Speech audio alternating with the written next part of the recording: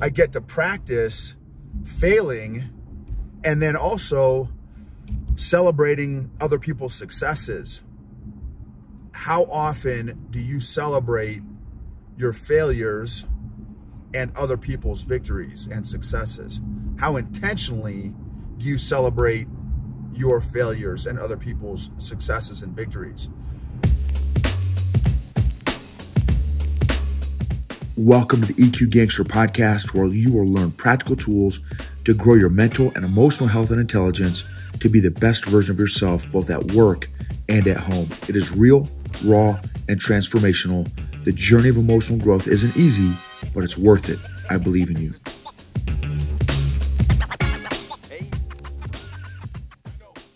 This episode is sponsored by Classical Conversations. Since 1997, Classical Conversations has been equipping families like yours with the resources to homeschool with confidence, following a classical curriculum rooted in a Christ-centered worldview alongside other families in a local community. Homeschooling is doable with Classical Conversations. Check out classicalconversations.com/Gibbons for more information. Again, that's classicalconversations.com/Gibbons, Gibbens.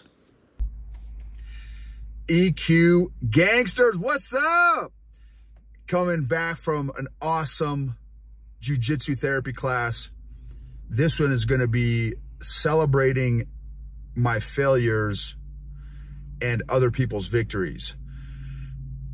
Because my selfishness is so big and strong, and my comfort zone is so big and strong, one of the reasons why I love jiu-jitsu is it gives me an opportunity to fail frequently and consistently, because inevitably there is somebody better than you at least one thing, if not, in my case, multiple things. And so, I get to practice failing and then also celebrating other people's successes. How often do you celebrate your failures and other people's victories and successes? How intentionally do you celebrate your failures and other people's successes and victories?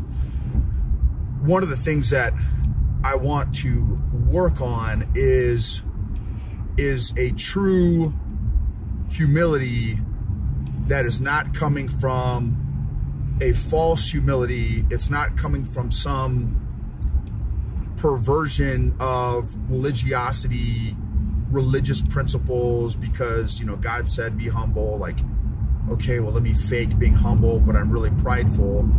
I really genuinely want to discover and pursue what true humility is. Almost, I don't want to say death of the ego, because that sounds pretty extreme, and I don't know if that's possible. Maybe it is. I don't know. Maybe I don't even know if that should be a goal. Really, I just don't want to be prideful.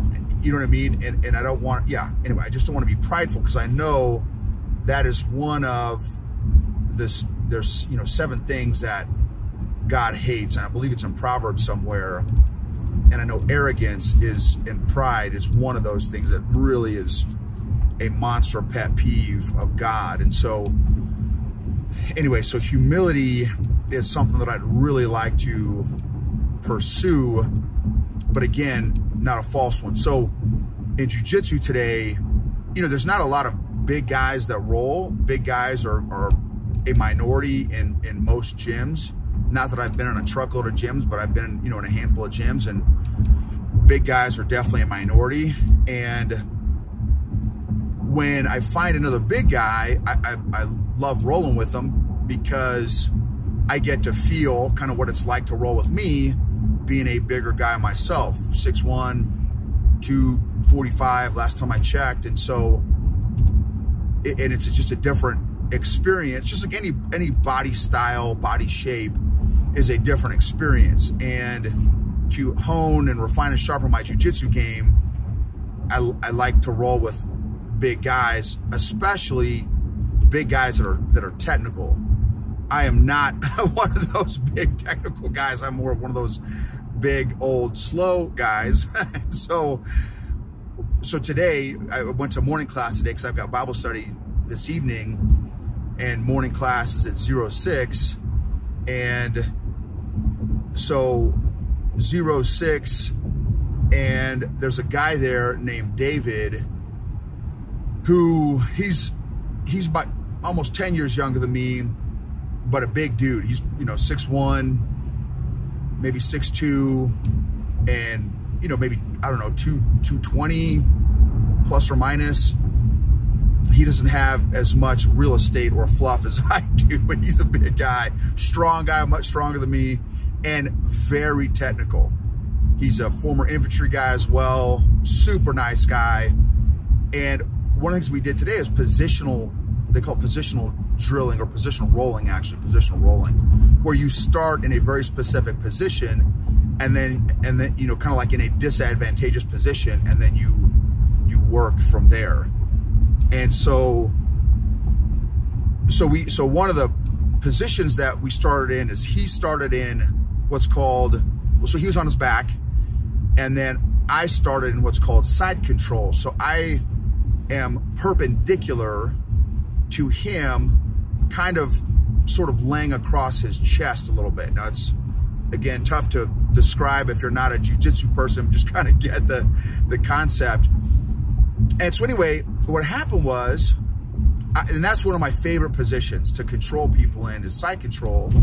I'm fairly confident in that position of side control. And so again, but him being a bigger guy, it's kind of a different ball game. It's a little different experience, just because our bodies are more equally matched. Whereas if I've got a smaller person and I'm in side control, I can leverage my body in a different way and a more advantageous way than somebody that's that's equal to my size, plus or minus. And so anyway, so boom, I got in side control and I'm feeling pretty comfortable. He adjusts a little bit to give himself a little bit better position, but I'm still very, very comfortable. I'm like, cool, that's fine, that's normal, that's good what he's doing. And then I kind of got into another position to even increase my advantage from side control. I kind of lifted my hips up off the ground a little bit to get a little bit more of an angle into his chest and his neck to kind of increase the discomfort level. Well, it was absolutely beautiful. So I got a little bit greedy, which is a tremendous life lesson, not only for me, but maybe hopefully for somebody else. I got a little greedy, and I'm like, okay, I'm in my spot. This is my happy place. I'm applying pressure in a great angle. So I thought with him, and boom, in true, it was literally textbook of that Bible verse. Pride goes before the sweep. In this case, it was beautiful. I got a little greedy and I lifted my hips up. I changed my angle. I'm feeling confident. And boom, I blink and he swept me in this most beautiful, like smooth as butter sweep. And I just like, I was so excited for him, because not many people sweep me, just because I'm a big guy. And so I was so ecstatic. And then also, like, I'm like, okay, McFly, to me, like, dude, you got greedy, you got prideful, and you got ahead of yourself with a bigger, much more technical guy than you, and I paid a price, and he crushed it. It was awesome. It was amazing. I get all excited when people do these beautiful moves on me, and I, again, especially in this case, where it was largely due to my ego and my lack of self-awareness in that moment, my lack of mindfulness, and he took advantage of it like he should have, and absolutely. And that was a sweep that I do very, very regularly,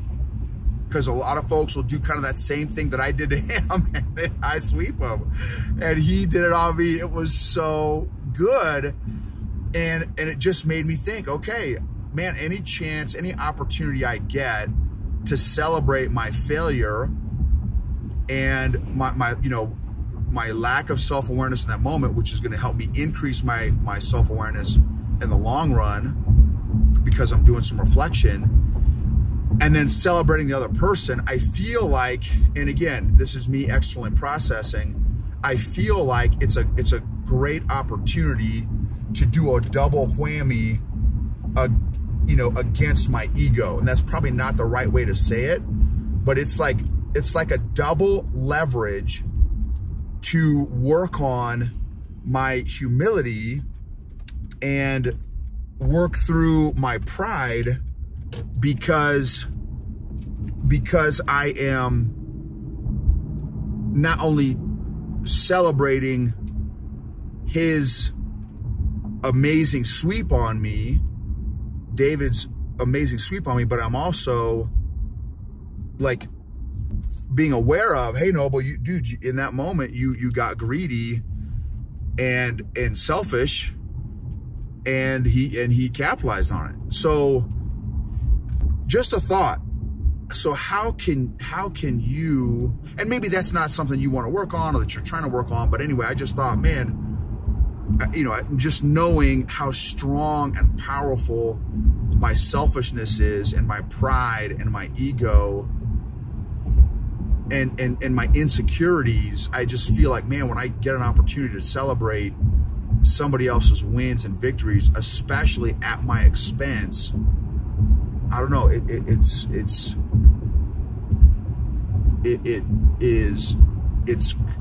I feel like it is good for my keeping my ego in an emotionally healthy check or place, and maybe even spiritually healthy check or place.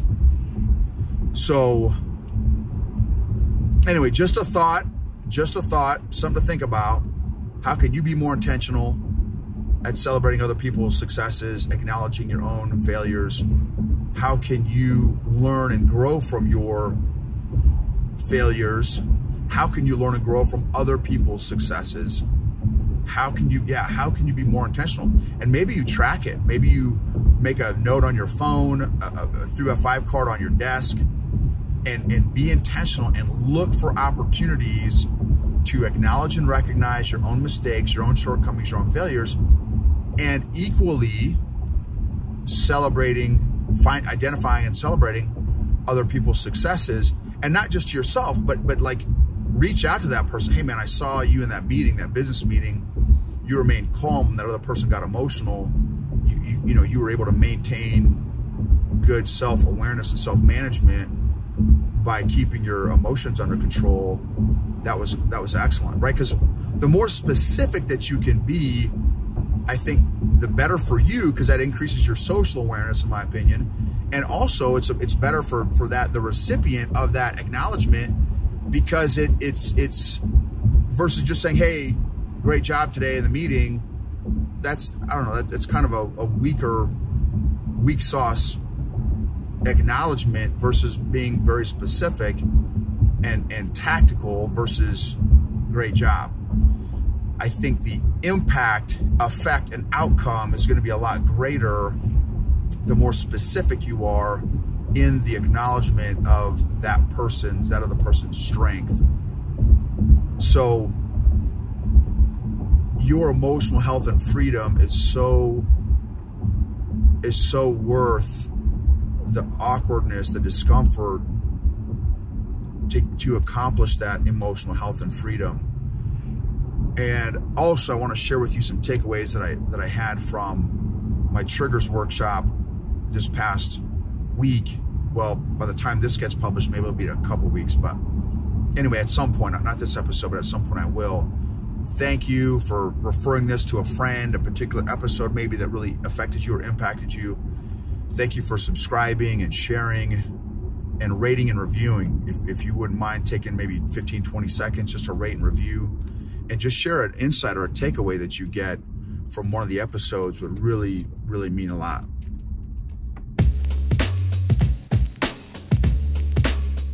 Welcome to the EQ Gangster Podcast, where you will learn practical tools to grow your mental and emotional health and intelligence to be the best version of yourself, both at work and at home. It is real, raw, and transformational. The journey of emotional growth isn't easy, but it's worth it. I believe in you.